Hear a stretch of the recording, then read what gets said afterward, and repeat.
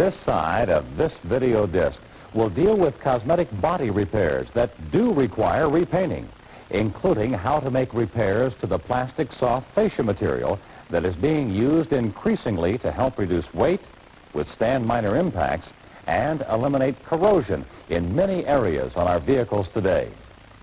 The soft thermosetting plastic parts that are used in some vehicle applications, such as front fascias and lower valences, are made of resins that will absorb minor impacts and jabs without damage. However, if the force is great enough, it will gouge, puncture, or tear. The first point we want to make is that holes such as these, and even many major tears, are repairable. The parts do not have to be thrown away and replaced. To demonstrate this, we have removed the damaged part to make it easier to see the repair technique. The first step in repairing a puncture such as this is to clean the area around it thoroughly with a wax, grease, and silicone removing solvent, applied with a water-dampened cloth, and then wipe it dry. Next, sand the area around the puncture with a DA sander with a 180 grit disc to remove the paint in and around the repair site. The repair material must not overlap the painted surface. When the paint is completely removed from the area, take a clean 2 or 3 inch sanding disc with a number 50 grit and enlarge the opening that will be contacted by the repair material to assure good surface adhesion.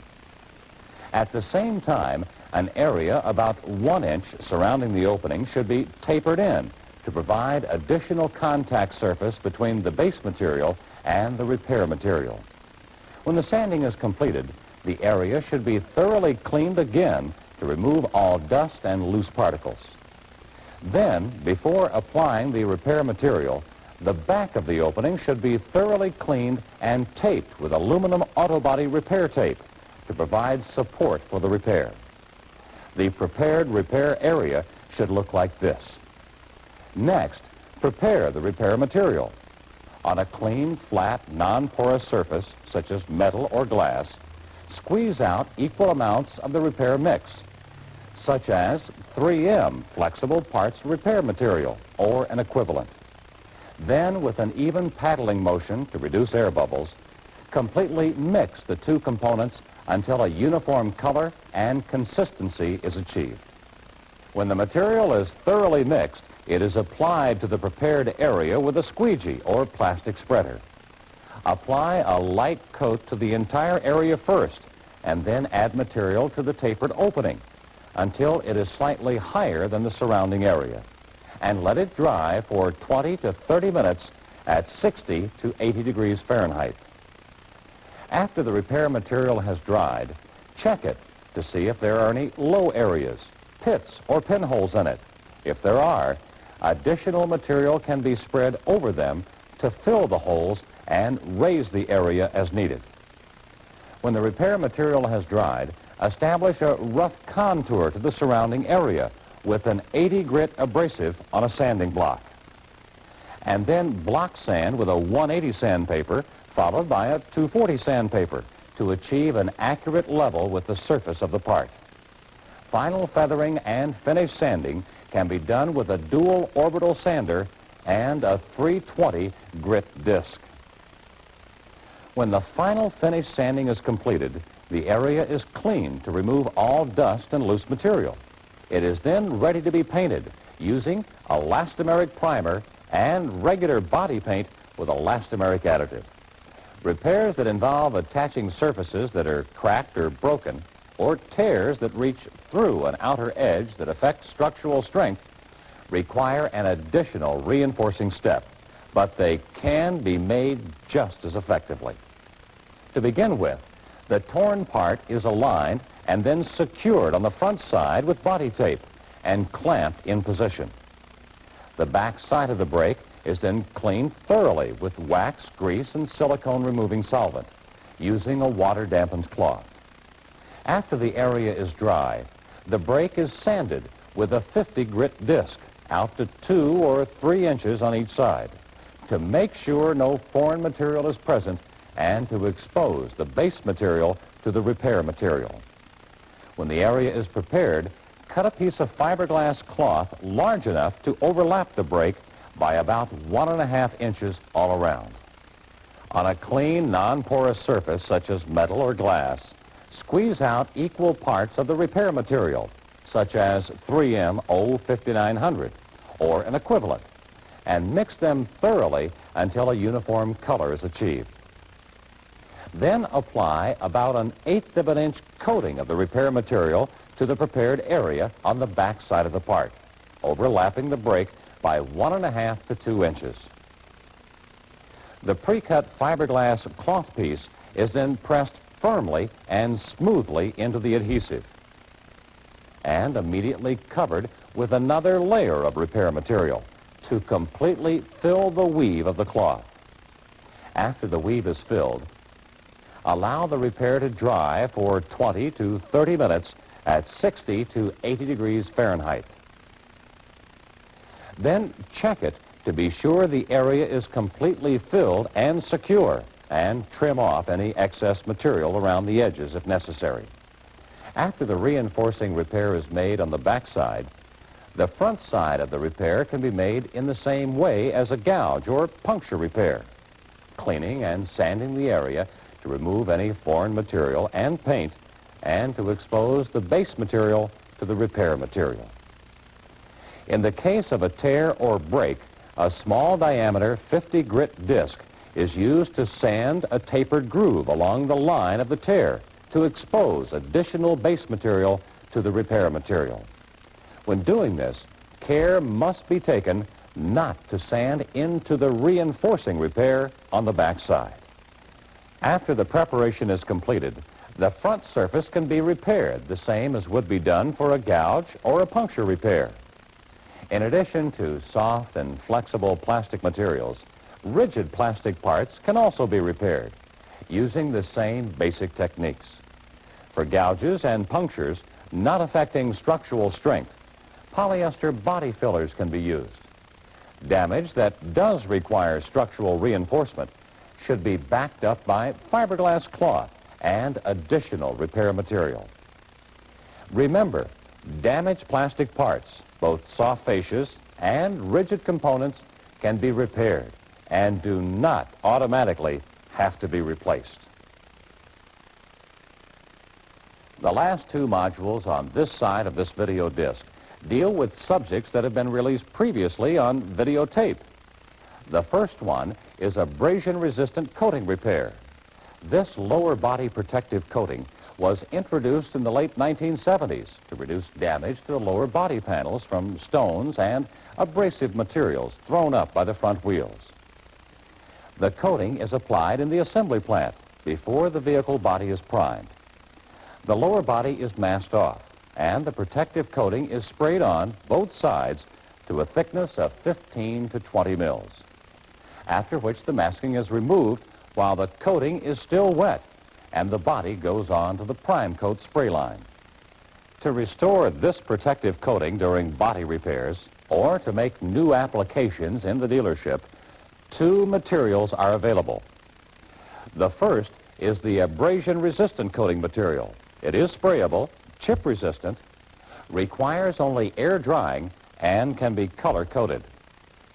The second material is vinyl paint pre-cleaner, which is used to clean the spray equipment after applying the coating.